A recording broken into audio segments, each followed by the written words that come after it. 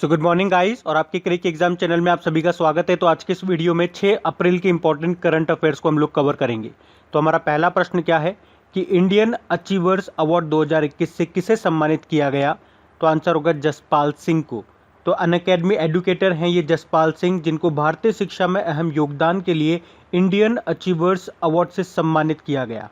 बाकी आशा भोसले महाराष्ट्र भूषण पुरस्कार 2020 से इनको सम्मानित किया जाएगा। और प्रोफेसर शरद पगारे, इन्हें अभी इनके उपन्यास पाटलिपुत्र की सम्राज्ञी के लिए 2020 के व्यास सम्मान से सम्मानित किया गया। और डॉक्टर शरण कुमार लिम्बाले 2020 का 30वां सरस्वती सम्मान इनको मिला इनके मराठी उपन्यास सनातन के लिए। तो ये नाम भी ध्यान रखना, बढ़ते आगे।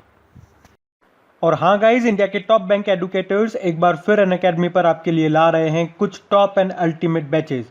तो अनअकैडमी का हर बैच कंडक्ट किया जाता है आपकी बैंक की हर परीक्षा की तैयारी को और भी ज़्यादा मजबूत करने के लिए।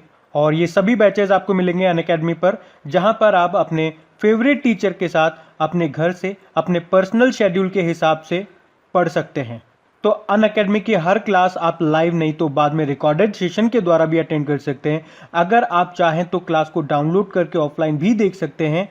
और आप लाइव क्लास में आस्क अ डाउट फीचर के द्वारा टीचर से अपने डाउट भी क्लियर करा सकते हैं। आप लाइव क्विजेस और टेस्ट सेशन भी अटेंड कर सकते हैं, जहां पर आपको अपनी लाइव रैंकिंग भी देखने को मिलेगी। तो अनअकैडमी पर टोटल 12+ लैंग्वेजेस में क्लासेस कंडक्ट होती है।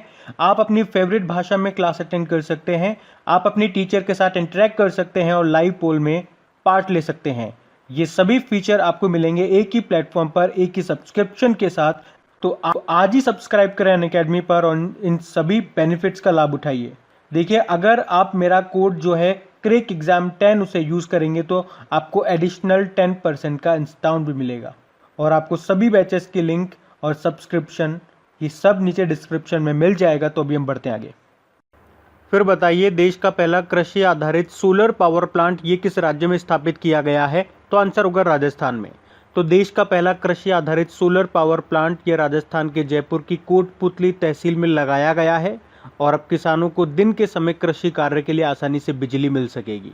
तो इस प्लांट में हर साल 17 लाख यूनिट बिजली का उत्पादन किया जाएगा। और ये प्लांट प्रधानमंत्री किसान ऊर्जा सुरक्षा एवं उत्थान महाअभियान यानी कि कुसुम योजना के तहत स्थापित किया गया है। कृषि मंत्री कौन है हमारे? नरेंद्र सिंह तोमर है। बाकी आप जानते हो मध्य प्रदेश के सांची में देश का पहला बुद्धिस्ट थीम पार्क बनेगा। और मेघालय के शिलोंग में पहला खेलो इंडिया स्पोर्ट्स स्कूल लॉन्च किया गया था। और भारत का पहला स्की पार्क ये बना है हिमाचल प्रदेश में। लेकिन यहाँ पे बात हो रही है राजस्थान की। तो ये रहा मैप में राजस्थान। देखो, राजस्थान की कैपिटल क्या है? जयपुर है। अभी जयपुर को वर्ल्ड हेरिटेज साइट का दर्जा भी मिला था। जयपुर को पिंक सिटी भी बोलते हैं। और यहाँ के जो मुख्यमंत्री अशोक गहलोत हैं, गवर्नर हैं कलराज मिश्र और चीफ जस्टिस है इंद्रजीत मोहंती। अभी राजस्थान दिवस हमने कब मनाया था? 30 मार्च को। अभी राजस्थान सरकार ने ही मुख्यमंत्री चिरंजीवी योजना शुरू की थी, बैक टू वर्क योजना शुरू की थी। और यहीं पे ही मेजर ध्यानचंद स्टेडियम योजना शुरू होगी। उसके अलावा भिखारी मुक्त अभियान यहाँ पे शुरू किया गया था जयपुर में। और भारत और यूएसए के बीच में युद्ध अभ्यास, एक एक्सरसाइज है युद्ध अभ्यास नाम से, ये हुआ था राजस्थान के महाजन फील्ड फायरिंग रेंज में। फरवरी की बात है ये। उसके अलावा 2019-20 के लिए जयपुर में स्थित राजस्थान पुलिस एकेडमी को सर्वश्रेष्ठ संस्थान का दर्जा भी मिला है। यहीं पे एक पौधा सुपोषित बेटी के नाम योजना भी शुरू हुई थी। इंदिरा गांधी मातृत्व पोषण योजना भी शुरू हुई थी। और इंदिरा से याद रख लो, इंदिरा रसोई योजना, जिसमें 8 रुपये में भोजन दिया जाता है ज़रूरतमंद और गरीब लोगों को। उसके अलावा इंदिरा प्रियदर्शनी बेबी किट वितरण कार्यक्रम भी शुरू हुआ था यहाँ पे। और वात्सल्य योजना और समर्थ योजना भी शुरू किया गया था। उसके अलावा मोक्ष कलश योजना 2020 को शुरू किया गया था। देखो, यहाँ का जो राजकीय पशु है वो चिंकारा है और ऊँट भी है। पक्षी गोडावन है, जिसे ग्रेट इंडियन बस्टर्ड भी बोलते हैं। पुष्प रोहिड़ा है। वृक्ष खेजड़ी का है। 3 टाइगर रिजर्व आपको मिल जाएंगे, सरिस्का टाइगर रिजर्व, रणथंबोर और मुकुंदरा हिल्स। और राजस्थान का एक नृत्य मैंने आपको बताया था, कालबेलिया नृत्य, ये यूनेस्को की अमूर्त सांस्कृतिक विरासत सूची में शामिल है, इसको याद रखना। और वैसे केवला देव घाना पक्षी विहार भी आपको यहाँ पे मिलेगा, जो कि यूनेस्को विश्व धरोहर है। तो ये सारे पॉइंट ध्यान रखना, बढ़ते आगे। फिर है, हाल ही में भारत के नए मुख्य चुनाव आयुक्त कौन बन गए हैं? तो आंसर होगा सुशील चंद्रा। तो ये जो सुशील चंद्रा हैं ये भारत के 24वें चीफ इलेक्शन कमिश्नर होंगे और ये किन का स्थान लेंगे? सुनील अरोड़ा की, जो अभी तक 23वें नंबर के चीफ इलेक्शन कमिश्नर थे। अच्छा देखो, यहाँ से कुछ और भी इंपॉर्टेंट क्वेश्चंस मैं आपको बताता हूँ जो एज ए स्टैटिक आपके कई बार एग्जाम में रिपीट हुए हैं, सुनते जाना। पहला प्रश्न तो ये हो गया कि मुख्य निर्वाचन आयुक्त की नियुक्ति कौन करता है? राष्ट्रपति करते हैं। अच्छा फिर बताइए, संविधान के किस भाग में निर्वाचन आयोग के बारे में बताया गया है? तो भाग 15 में। और संविधान के किस अनुच्छेद में निर्वाचन आयोग के बारे में बताया गया है? तो अनुच्छेद 324 में। अच्छा, संविधान की किस अनुसूची में निर्वाचन आयुक्त की शपथ के बारे में बताया गया है? अनुसूची 3 में। और भारत के निर्वाचन आयोग की स्थापना कब हुई थी? 25 जनवरी 1950 को। इसीलिए तो हम 25 जनवरी को राष्ट्रीय मतदाता दिवस, नेशनल वोटर्स डे के रूप में मनाते हैं। और भारत में जो चीफ इलेक्शन कमिश्नर है उनका कार्यकाल कितना होता है? या तो 6 साल या 65 ईयर, जो भी पहले हो जाए। अच्छा, भारत के पहले निर्वाचन आयुक्त कौन थे? सुकुमार सेन थे। और किस संविधान संशोधन के द्वारा मतदाता की जो आयु है वो 21 साल से घटाकर 18 साल कर दी गई? 61वां संविधान संशोधन 1988 में हुआ। अच्छा, ईवीएम इलेक्ट्रॉनिक वोटिंग मशीन का प्रयोग सबसे पहले किस राज्य में हुआ था? केरल में हुआ था। तो ये सारे इंपॉर्टेंट आपके पॉइंट्स बनते हैं, इनको ध्यान रखना। बाकी देखो, ये आदिल जैनुल भाई की बात करेंगे तो क्षमता निर्माण आयोग कैपेसिटी बिल्डिंग कमीशन के अध्यक्ष बने। एनवी रमन आप जानते ही हो, नए हमारे चीफ जस्टिस ऑफ इंडिया होंगे, 48 नंबर के होंगे ये। शरद अरविंद बोबड़े जो भी 47 नंबर के, उनके रिटायर्ड होने के बाद उनकी जगह लेंगे। बाकी मुखमीत एस भाटिया कर्मचारी राज्य बीमा निगम एम्प्लॉयज स्टेट इंश्योरेंस कॉरपोरेशन के डायरेक्टर जनरल बने थे। तो ये भी नाम ध्यान रखना, बढ़ते आगे। फिर बताइए, हाल ही में राष्ट्रीय समुद्री दिवस नेशनल मैरीटाइम डे कब मनाया गया? तो आंसर होगा 5 अप्रैल को। तो भारत में हर साल 5 अप्रैल को नेशनल मैरीटाइम डे के रूप में मनाया जाता है और इसे अंतर महाद्वीपीय वाणिज्य और अर्थव्यवस्था के बारे में जागरूकता फैलाने के लिए मनाया जाता है। और आपको बता दूं, भारतीय समुद्री क्षेत्र में उत्कृष्ट योगदान देने वाले लोगों को पहचानने के लिए इस दिन वरुण पुरस्कार प्रदान किया जाता है। अब ध्यान से सुनो, ये तो हो गया नेशनल मैरीटाइम डे। एक वर्ल्ड मैरीटाइम डे भी होता है, विश्व समुद्री दिवस, और वो कब मनाते हैं? सितंबर के आखिरी गुरुवार को वो मनाया जाता है। अब इंपॉर्टेंट डे वाला क्वेश्चन है, तो देखो अप्रैल में कौन कौन से डे हम मना चुके हैं। 1 अप्रैल को उत्कल दिवस के रूप में हमने मनाया था। 2 अप्रैल को ऑटिज्म अवेयरनेस डे मनाया और 2 अप्रैल को इंटरनेशनल चिल्ड्रंस बुक डे, अंतर्राष्ट्रीय बाल पुस्तक दिवस के रूप में मनाया, जिसकी थीम थी द म्यूजिक ऑफ वर्ड्स। और 3 अप्रैल को इंटरनेशनल माइंस अवेयरनेस डे के रूप में मनाया था। और अब 5 अप्रैल को ये नेशनल मैरीटाइम डे के रूप में मना रहे हैं। तो ये ध्यान रखना, बढ़ते आगे। फिर बताइए, हाल ही में किस राज्य सरकार ने अनूठी उपहार योजना को शुरू किया? तो आंसर होगा उत्तर प्रदेश ने। तो अभी उत्तर प्रदेश सरकार ने राज्य में कोविड टीकाकरण को बढ़ावा देने के लिए एक अनूठी उपहार योजना को शुरू किया है। और अभी 7 अप्रैल 2021 को जब विश्व स्वास्थ्य दिवस होगा तो उस दिन राज्य सरकार टीका लगवाने वाले लोगों के लिए एक लकी ड्रॉ भी आयोजित करेगी। वैसे आपको बता दूं, अभी मध्य प्रदेश ने भी कोरोना के खिलाफ एक जन जागरूकता अभियान शुरू किया है। अभी गोवा में आपको याद होगा, गोवा सरकार ने मुख्यमंत्री देव दर्शन योजना शुरू की थी। राजस्थान ने मुख्यमंत्री चिरंजीवी योजना शुरू की। और अब उत्तर प्रदेश ने अनूठी उपहार योजना को शुरू किया है। अब यूपी की बात है तो ये रहा मैप में यूपी। देखो, उत्तर प्रदेश की जो कैपिटल है वो लखनऊ है और लखनऊ किस नदी के किनारे स्थित है? तो गोमती नदी के किनारे। मुख्यमंत्री हो गए योगी आदित्यनाथ और गवर्नर हैं आनंदीबेन पटेल, जो कि मध्य प्रदेश की भी गवर्नर है। यहाँ के चीफ जस्टिस है गोविंद माथुर। अभी उत्तर प्रदेश सरकार ने affordable rental housing and complex scheme को शुरू किया था, यानी कि सस्ती किराया आवास योजना को। उसके अलावा उत्तर प्रदेश के कुशीनगर में अभी केला महोत्सव मनाया गया। उत्तर प्रदेश के सिद्धार्थ नगर में काला नमक चावल महोत्सव मनाया गया। उत्तर प्रदेश के लखनऊ में गुड़ महोत्सव, जिसे जेगिरी महोत्सव भी बोलते, वो मनाया गया। और उत्तर प्रदेश के झांसी में पहली बार स्ट्रॉबेरी महोत्सव भी मनाया गया था। तो ये सारे महोत्सव याद रखना। उसके अलावा उत्तर प्रदेश ने भारत का पहला एफपीओ पोर्टल भी लॉन्च किया था। एफपीओ मतलब हो गया फार्मर प्रोड्यूसर ऑर्गेनाइजेशन। अभी उत्तर प्रदेश ने आत्मनिर्भर समन्वित विकास योजना भी शुरू की। उसके अलावा कुशीनगर जो एयरपोर्ट है उसे इंटरनेशनल एयरपोर्ट का दर्जा मिल गया। और 2023 तक हम देखेंगे कि उत्तर प्रदेश एकमात्र ऐसा राज्य होगा भारत का जिसके पास सबसे ज़्यादा इंटरनेशनल एयरपोर्ट होंगे। कितने होंगे? टोटल 5 होंगे, वर्तमान में 3 है।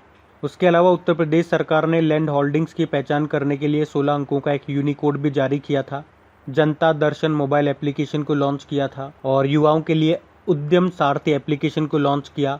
अभ्युदय योजना को शुरू किया, प्रशिक्षु प्रोत्साहन योजना शुरू की थी, मुख्यमंत्री माटी कला रोजगार योजना शुरू की थी, शादी अनुदान योजना शुरू की थी और यहाँ पे जो जेवर ग्रीनफील्ड हवाई अड्डा है उसका नाम बदलकर नोएडा इंटरनेशनल एयरपोर्ट कर दिया गया और उसके लोगो में जो बर्ड है वो सारस क्रेन है। सारस क्रेन उत्तर प्रदेश का स्टेट बर्ड है। यहाँ का स्टेट एनिमल बारहसिंगा है और स्टेट फ्लावर है पलाश का और स्टेट ट्री है अशोक का।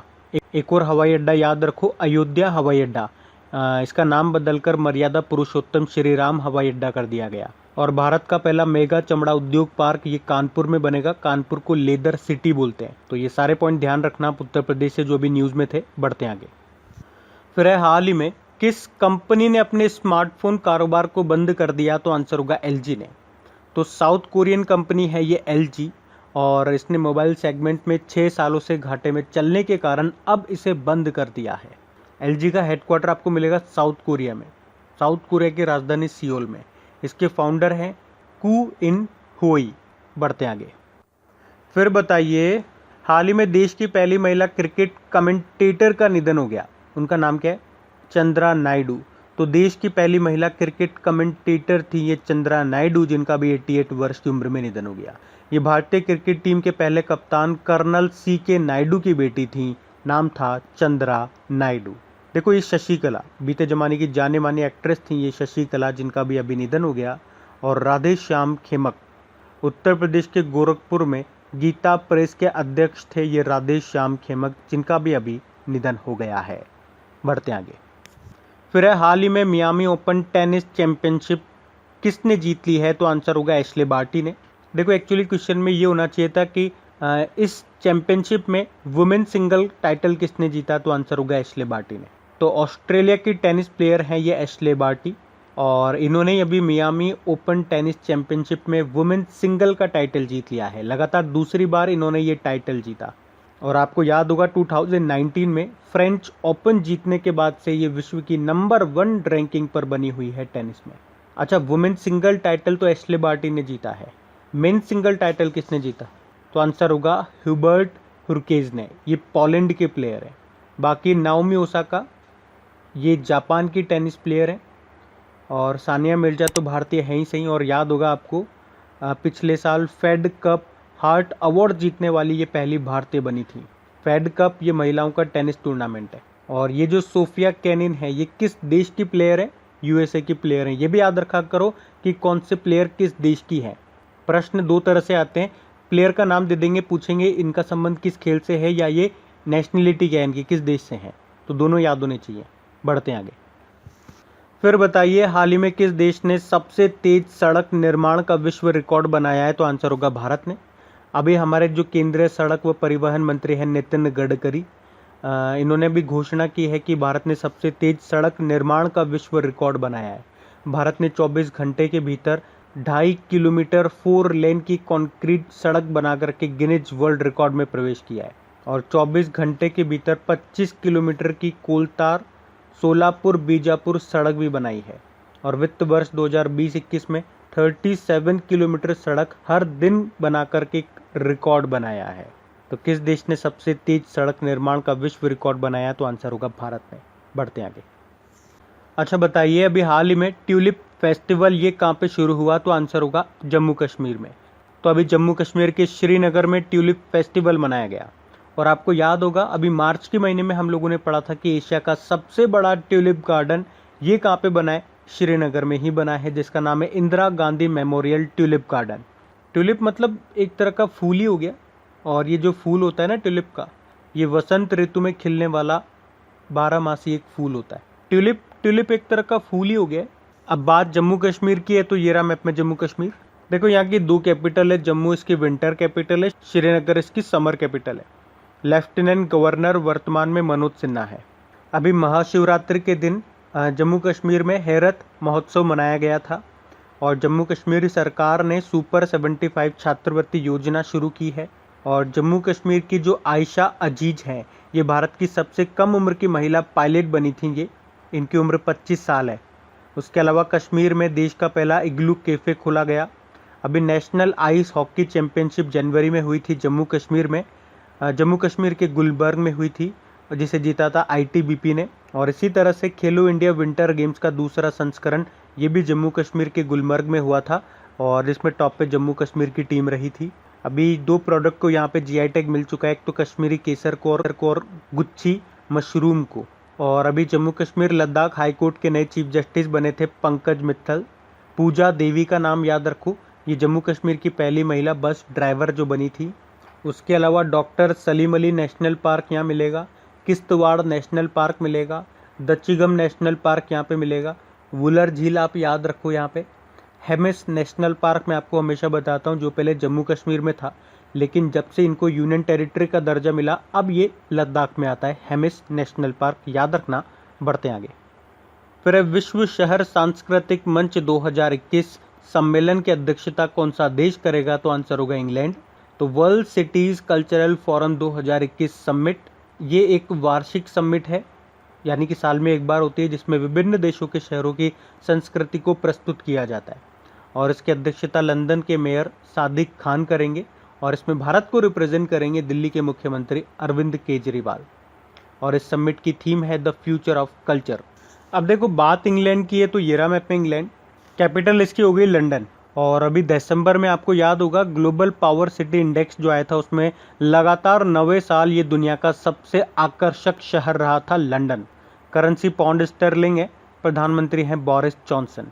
उसके अलावा याद रखना, ब्रिटेन ने अभी संयुक्त राष्ट्र कोप 26 जलवायु सम्मेलन का अध्यक्ष नियुक्त किया था आलोक शर्मा को, और ये होगा इस साल नवंबर में ग्लासगो स्कॉटलैंड में। और स्कॉटलैंड से आपको याद आता होगा डगलस स्टुअर्ट का नाम, जिन्होंने बुकर प्राइज जीता था अपने नॉवल शुगी बैन के लिए, वो स्कॉटलैंड से ही थे। इसके अलावा चैतन्या वेंकटेश्वरन का नाम याद होगा, एक दिन के लिए भारत में ब्रिटेन की हाई कमिश्नर बनी थी। अच्छा, भारत में ब्रिटिश हाई कमिश्नर अभी कौन बने? Alexander Alice. और ब्रिटेन में भारतीय उच्चायुक्त हाई कमिश्नर कौन है? गायत्री कुमार है। और ब्रिटेन के फॉर्मूला 1 ड्राइवर हैं लुइस हैमिल्टन, जिन्होंने अभी बहरीन ग्रैंड प्रिक्स जीती थी। बढ़ते आगे। फिर अभी हाल ही में किस IIT ने दृष्टि बाधित लोगों के लिए स्पर्श संवेदनशील घड़ी विकसित की है? तो आंसर होगा IIT कानपुर ने। तो IIT कानपुर के एक प्रोफेसर है सिद्धार्थ पांडा और विश्वराज श्रीवास्तव, और इन्होंने दृष्टिहीन लोगों के लिए सही समय पता करने के लिए एक नॉवेल स्पर्श संवेदनशील घड़ी को डेवलप किया है। किसने? IIT कानपुर। तो अब बात करेंगे कल के वीडियो में पूछे गए प्रश्न के उत्तर की।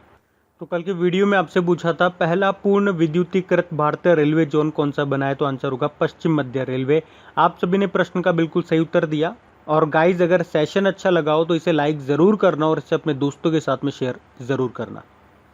और वैसे भी आप तो आपकी इन करंट अफेयर्स का रिवीजन करवाने के लिए मैं इसका ऑडियो भी तैयार कर रहा हूँ, तो दिन में 4 से 5 मिनट निकाल करके वो आप ऑडियो सुन लीजिए, ताकि आपका इन करंट अफेयर्स का फिर से रिवीजन हो जाए। क्योंकि आपको पता है चीज़ों को पढ़ना इंपॉर्टेंट है, लेकिन समय समय पर उनका रिवीजन करना बहुत ज़्यादा जरूरी है। रिवीजन नहीं करोगे तो वो सारी चीज़ें आप भूल जाओगे। तो आप ही के लिए मैं इसका रिवीजन ऑडियो तैयार कर रहा हूँ। तो उस ऑडियो का लिंक मैंने नीचे डिस्क्रिप्शन में दे दिया है, वहां जाकर के आप मुझे फॉलो कर लीजिए। और फॉलो करने के बाद में पास में जो बेल आइकन आएगा आप उसे जरूर दबा लेना, ताकि जब भी मैं ऑडियो अपलोड करूँ उसका नोटिफिकेशन आपको मिल सके। और एप्लीकेशन अगर अभी तक आपने डाउनलोड नहीं किए तो उसका लिंक भी आपको नीचे मिल जाएगा। वहीं पे आपको क्विज, वीडियो, PDF सब मिल जाएंगे। तो इस प्रश्न का उत्तर आता है तो कमेंट बॉक्स में जरूर टाइप करिए। चलिए अब मिलते हैं करंट अफेयर्स के रिवीजन वीडियो में। Thank you guys.